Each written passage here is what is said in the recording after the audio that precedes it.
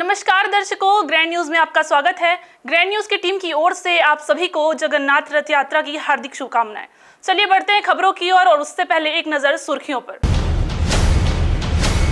सामुदायिक भवन और सुलभ शौचालय को तोड़कर नूतन चौक में बन रहा निगम का कॉम्प्लेक्स। अधिकारियों की बड़ी चूक या लापरवाही, महापौर सहित पार्षदों की चुप्पी संदेह के दायरे में।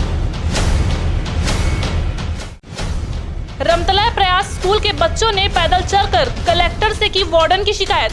कलेक्टर ने जिम्मेदार अधिकारी को लगाई फटकार।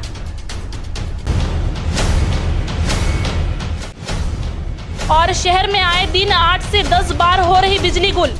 भीषण गर्मी से हलाकान है उपभोक्ता, ऊपर से रुला रही है बिजली। बिलासपुर की तमाम खबरों और गतिविधियों को जानने के लिए हमारे ग्रैंड न्यूज चैनल के यूट्यूब व फेसबुक को सब्सक्राइब, लाइक, फॉलो और शेयर जरूर करें। और चलिए खबरों को देते हैं विस्तार। यदि कोई आपसे यह कहे कि नगर निगम द्वारा किए जा रहे सभी निर्माण कार्य अवैध है, तो शायद आप इसे मजाक समझेंगे, पर सच्चाई यही है। नगर निगम अपने निर्माण कार्यों को लेकर कोई भी अनुज्ञप्ति या अनुज्ञा पत्र जारी नहीं करता है। वर्तमान में यह मामला नगर निगम के नूतन चौक में निर्माणाधीन कॉम्प्लेक्स को लेकर सामने आया है।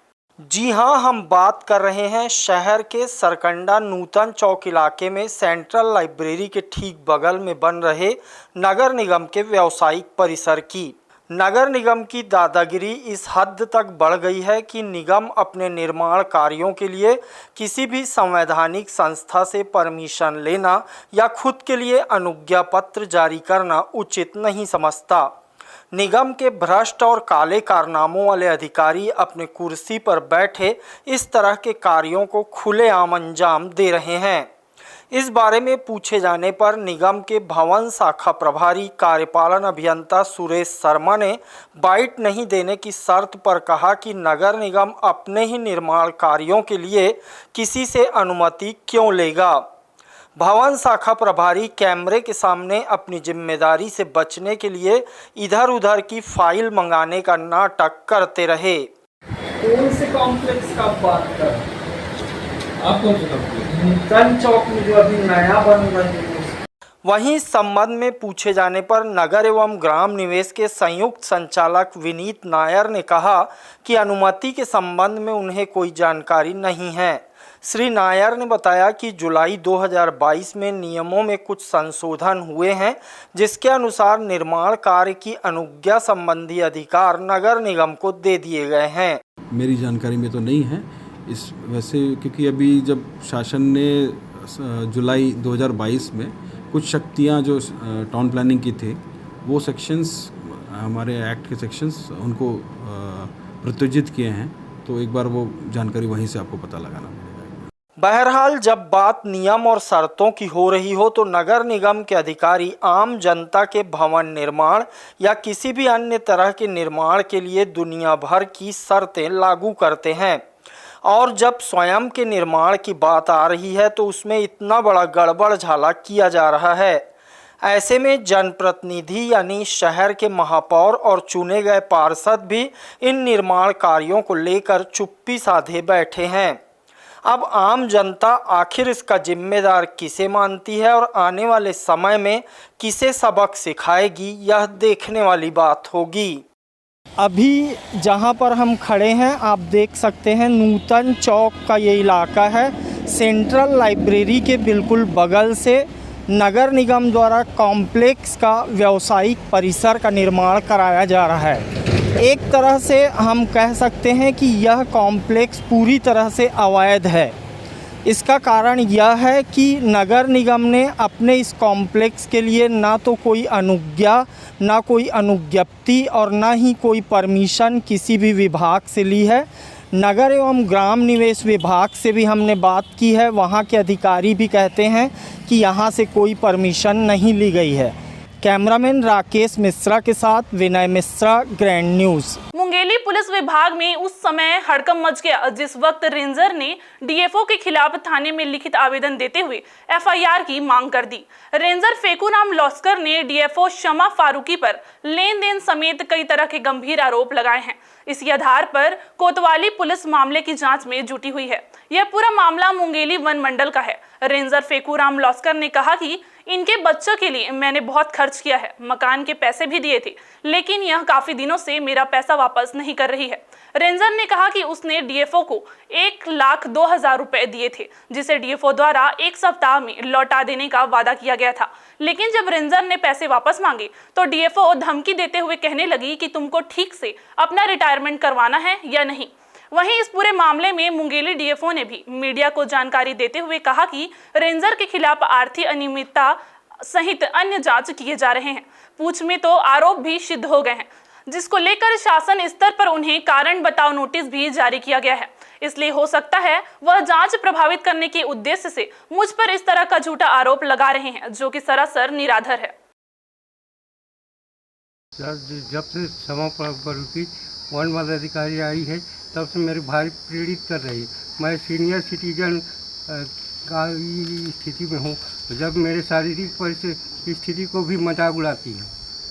और जब से आई है बोली कि मेरे लिए साग सब्जी चिकन मीट मसाला पहुँचा, मैं बाद में पैसा दे दूँगी। उसके बाद देते गए मात्र मेरा अभी 10-15 दिन सर्विस बची है, तो पैसा मांगने गया तो गाली गलौज एवं आप शब्द को प्रयोग कर रही है। इसका शिकायत मैं सिटी कोतवाली एसपी और कलेक्टर महोदय एवं अपने वरिष्ठ अधिकारियों एवं इसको अध्यक्षों को दे चुका हूँ। तो इसका उचित निर्णय होना चाहिए इससे। युवा कांग्रेस ने राजनीतिक दलों द्वारा जातिगत राजनीतिक वैमनस्य फैलाए जाने के खिलाफ राहुल गांधी के जन्मदिन पर नफरत छोड़ो भारत जोड़ो पदयात्रा निकाली। इसका समापन नेहरू चौक में किया गया। युवा कांग्रेस के नेताओं ने कहा कि भारतीय जनता पार्टी द्वारा समाज में निरंतर कटुता फैलाने का काम किया जा रहा है। वहीं कांग्रेस नेता राहुल गांधी ने देश में सबसे लंबी पदयात्रा निकालकर भारत जोड़ो का संदेश सबको दिया है। राहुल गांधी की पदयात्रा से प्रेरणा लेकर 4 दिनों तक शहर के विभिन्न गली मोहल्लों में नफरत छोड़ो भारत जोड़ो पदयात्रा निकाली गई। इसका समाज में अच्छा असर देखा गया है। इस मौके पर नेहरू चौक में बड़ी संख्या में युवक कांग्रेस के पदाधिकारी और कार्यकर्ता मौजूद रहे। 3500 किलोमीटर की यात्रा उन्होंने की, जो भारत के इतिहास में आज तक 3500 किलोमीटर की यात्रा किसी भी नेता ने कभी नहीं की। और सिर्फ उन्होंने ये संदेश दिया कि भारत एक है, भारत में जो भी नफरत की राजनीति करने वाले लोग हैं उन्हें हम बर्दाश्त नहीं करेंगे। और उसी तारतम्य में आज हम बिलासपुर शहर यूथ कांग्रेस के अध्यक्ष शेरू असलम भाई के नेतृत्व में आज हम लोग 4 दिन से ये पदयात्रा चल रही थी और आज इसका समापन नेहरू चौक में हुआ है। और इस यात्रा का केवल एक संदेश है कि भारत देश में प्रेम और सद्भावना रहे और आने वाली जो भी सरकारें हों वो यदि नफरत की राजनीति करेगी तो उनको हम उखाड़ देंगे। आज हमारे नेता राहुल गांधी जी का आज जन्मदिन है। इसका अवसर पर हमने 4 दिन दिवसीय हर वार्ड में नफरत छोड़ो भारत जोड़ो के तर्ज पर संदेश देते हुए हर बूथ हर वार्ड में हमने रैली निकाली है। और आज हमारे 4 दिवसीय रैली का समापन है आज नेहरू चौक में। शहर के साथ साथ सिरगिट्टी क्षेत्रवासी बिजली गुल की समस्या से भारी हलाकान है। यहाँ हर दिन सुबह से रात तक हर 1 घंटे में बिजली गुल होती है। बिजली विभाग के इस घटिया कारनामे से क्षेत्रवासी बहुत ज्यादा आक्रोशित है। वहीं बिजली विभाग के अफसर यह समस्या अतिरिक्त लोड की वजह से निर्मित होना बता रहे हैं। बिजली विभाग के अफसर इन दिनों छत्तीसगढ़ शासन की छवि धूमिल करने में कोई कसर नहीं छोड़ रहे हैं। जिस तरह से शहर से लेकर सिरगिट्टी क्षेत्र तक बिजली गुल की समस्या निर्मित हो रही है, उससे आमजनों का गुस्सा कभी भी बिजली विभाग पर फूट सकता है। समझ से परे यह है कि जब गर्मी के दिनों में बिजली गुल की समस्या से शहर वासियों को निजात नहीं मिल पा रही है, तो गौर करने वाली बात यह है कि बारिश के समय में लगता है लोगों को पूरा दिन बिजली के बगैर ही रहना पड़ेगा। वैसे भी इन दिनों बिजली वितरण कंपनी मेंटेनेंस के नाम पर केवल औपचारिकताएं ही पूरी कर रही है। यदि हकीकत में बेहतर मरम्मत कार्य होता तो उपभोक्ताओं को बिजली बंद की समस्या से नहीं जूझना पड़ता। वर्तमान में स्थिति यह है कि हर आधे से 1 घंटे में बिजली 10 से 15 मिनट के लिए बंद हो रही है। दिन में तो जैसे तैसे सुधार हो भी जाता है, लेकिन अगर यह समस्या रात में आई तो भूल जाइए कि सुधार हो सकेगा और पूरी रात अंधेरे में गुजारनी पड़ेगी। आलम तो ये है कि बिजली विभाग के अफसरों के लाचार व्यवस्था के चलते निगरानी दल के साथ साथ फ्यूज कॉल सेंटर के कर्मचारी भी लापरवाही बरतने से नहीं चूकते हैं। जब भी बिजली गुल की समस्या निर्मित होती है तब इसके पीछे का कारण 11 केवी में तकनीकी खराबी होना, फीडर समस्या, जंपर कटना और ट्रिपिंग को बताया जाता है। इन तमाम विषयों पर जब ग्रैंड न्यूज की टीम तोरवा जोन के कार्यपालन अभियंता के पास जानकारी लेने पहुंची तो उन्होंने कहा कि भीषण गर्मी की वजह से अतिरिक्त लोड बढ़ गया है और इसलिए बिजली गुल की समस्या निर्मित हो रही है। उन्होंने दावा किया है कि बारिश के आते ही बिजली गुल की सभी समस्याओं से उपभोक्ताओं को निजात मिलेगा। आजकल के गर्मी की वजह से अभी कुछ दिनों से लगातार फ्यूज़ उड़ने वगैरह के कारण शिकायतें आ रही है, जिसे रात दिन हमारे कर्मचारी लगातार अटेंड कर रहे हैं। अब लोड की वजह से ही जो भी समस्या है उसी की वजह से है। जैसे ही पानी गिरेगा तो फिर ये नॉर्मल हो जाएगा। बहरहाल गौर करने वाली बात यह है कि बिजली विभाग हर साल मेंटेनेंस के नाम पर शासन की करोड़ों की राशि फूंक देती है। बावजूद इसके शहर वासियों को बिजली विभाग की ओर से बेहतर बिजली की आपूर्ति नहीं हो पाती। बिजली गुल की समस्या से त्रस्त हो चुके शहर वासियों में धीरे धीरे जन आक्रोश बढ़ता जा रहा है, जो कभी भी बिजली विभाग के प्रति फूट सकता है। फिलहाल जरूरत है कि बिजली विभाग को इस ओर समय रहते हुए ध्यान देकर उपभोक्ताओं को बेहतर बिजली की आपूर्ति दिलानी चाहिए।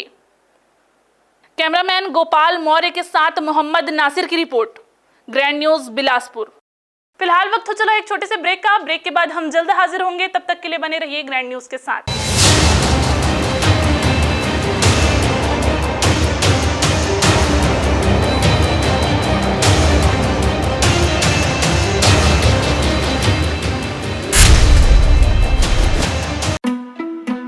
जिंदगी है तो उम्मीदें हैं, और जब उम्मीदें रंग लाती हैं तो एक छोटू सा कपड़ा डोरी पे टंग जाता है। जिंदगी से जुड़ी ऐसी ही उम्मीदों को साकार करते हैं हम Shri Siddhi Vinayak test tube baby centre और life care hospital and maternity home में। A home of hope and happiness, Bilaspur, Chhattisgarh. जिंदगी है तो उम्मीदें हैं, और जब उम्मीदें रंग लाती हैं तो शरारतें पेट में गुदगुदाती हैं। जिंदगी से जुड़ी ऐसी ही उम्मीदों को साकार करते हैं हम Shri Siddhi Vinayak test tube baby centre और life care hospital and maternity home में। A home of hope and happiness, Bilaspur, Chhattisgarh. मंजिलें हों चाहे जितने, पर राह सबकी एक। Doctor C V Raman university, Kargi road, Kota, Bilaspur.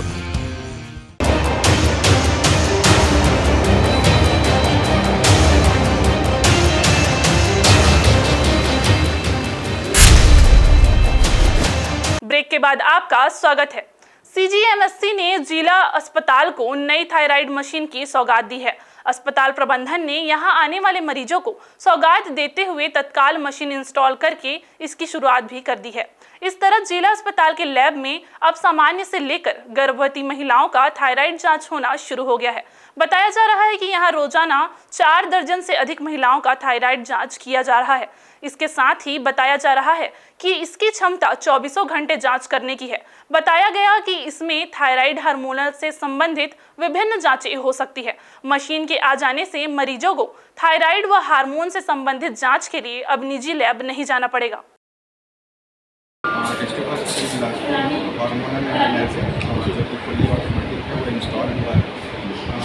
Thyroid female के जितने भी हार्मोन्स होते हैं, इन्फर्टिलिटी के जितना हार्मोन, मेल के भी जितना हार्मोन्स होते हैं, सारा एनालिसिस होता है। ये one of the top classes hospital है। प्रदेश के सुदूर अंचलों से नक्सली आतंक के चलते प्राइमरी शिक्षा नहीं पाने वाले बच्चों के लिए प्रयास विद्यालय शुरू किया गया है।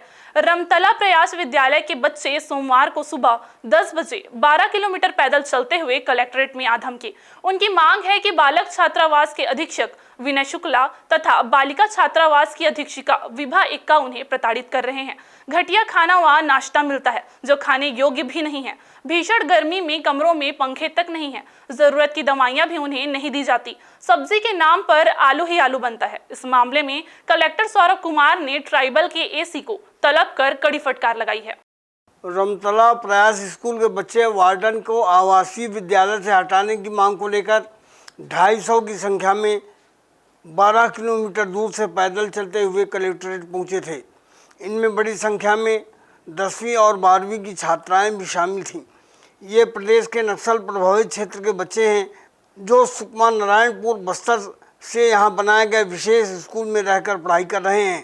खाना तो अच्छा नहीं रहता है और नवंबर दिसंबर में वार्डन सर से लोग बोले थे कि हर रूम का पंखा बनवा दीजिए। जैसे बिलासपुर में बहुत अत्यधिक गर्मी लगता है, लेकिन अभी तक वो नहीं बना है। हर रूम का एक पंखा 2 पंखा, किसी रूम में चल ही नहीं रहा है पंखा, किसी रूम का लाइट नहीं खराब है। हमारे जो वार्डन सर हैं उनको कुछ भी खाने के लिए बोलते हैं, कुछ भी बोलेंगे, बस यही बोलेंगे हमारे पास बजट नहीं है। सुबह नाश्ते में ऐसा खा लेते हैं जब खाते आदमी जानवर नहीं खाते हैं उसको, हम लोग खिलाते हैं खाना को। चावल बेच देते हैं कि मतलब हम लोग खा नहीं सके दिन भर, और रोज़ कहीं कहानी उनका कितना कुछ बोलेंगे सर को, यही बोलेंगे कि बजट नहीं है आ पा रहा है। बाकी कुछ भी बोलेंगे तो खेल कूद के लिए भी उसके लिए बजट नहीं आ पा रहा। ऊपर बात करते हैं, ऊपर में ये हाल है कि देखा जाएगा 10 दिन बाद करते हैं, उतारते हैं बात। खाना सर थोड़ा ठीक ठाक ही मिलता है, पर जो बाकी फैसिलिटीज़ हैं उसमें थोड़ा प्रॉब्लम है। मेज़ में चाट है, एक चाट लगा है, उसके हिसाब से नहीं मिलता है, अलग अपने हिसाब से देती है वार्डन, चाट के हिसाब से नहीं देती है, क्योंकि वहाँ पे चाट ऑलरेडी लगा है जिसके हिसाब से मिलता नहीं है खाना। ये कब से शिकायतें हैं हमारी? जब से आए हैं तब से, क्योंकि चाट के हिसाब से चल नहीं रहा है कुछ। कलेक्ट्रेट में हमारे साथ प्रयास विद्यालय के छात्र छात्राएं हैं। इनका साफ आरोप है कि वार्डन इन्हें खाने में कटौती करता है और मेन्यू के हिसाब से देता ही नहीं है। यही शिकायत लड़कियों की भी है। अभी वे कलेक्टर से मिलने के लिए यहाँ पर आई हैं। देखना है कि उनके मामले में क्या निर्णय होता है। कैमरा सहयोगी राहुल सिंह के साथ किशोर श्रीवास्तव, ग्रैंड न्यूज बिलासपुर। इन बच्चों को कलेक्ट्रेट के पास क्यों आना पड़ा, इसे जानिए। बच्चों को घटिया खाना, सब्जियों में रोजाना आलू ही आलू, सैनिटरी नैपकिन भी नहीं, कमरों में पंखे तक नहीं, मोबाइल पर बातचीत करने की इजाज़त नहीं, जानवरों सरीखा सलूक, लड़कियों के शरीर पर घमौरियाँ, ज़रूरी दवाइयाँ भी नहीं दी जाती। सत्र शुरू लेकिन पुस्तकें अब तक नहीं मिली। यह शिकायतें सुनने के बाद कलेक्टर सौरभ कुमार ने तत्काल एसी ट्राइबल श्री जायसवाल को तलब पर डांट पिलाई। पूरे मामले की जांच कर 3 दिन के भीतर रिपोर्ट सौंपने के लिए कहा। बच्चे पैदल आए थे लेकिन कलेक्टर ने उन्हें बसों से वापस छात्रावास भेजा। कैमरा सहयोगी राहुल सिंह के साथ किशोर श्रीवास्तव, ग्रैंड न्यूज बिलासपुर। राघवेंद्र राव विज्ञान महाविद्यालय प्रबंधन पुनः ऑटोनोमस की मान्यता के लिए जुट गया है। कॉलेज में व्याप्त कमियों, लापरवाहियों के चलते मान्यता मिलने को लेकर संशय बना हुआ है। मान्यता मिलने से सबसे बड़ी कमी यहाँ कुछ विषय के प्राध्यापकों की कमी बनी हुई है। इसके चलते हो सकता है कि मान्यता मिलने में मुश्किल हो। अपनी कमियों को छुपाने कॉलेज प्रबंधन यूजीसी एवं शासन पर ठिकरा फोड़ रहा है।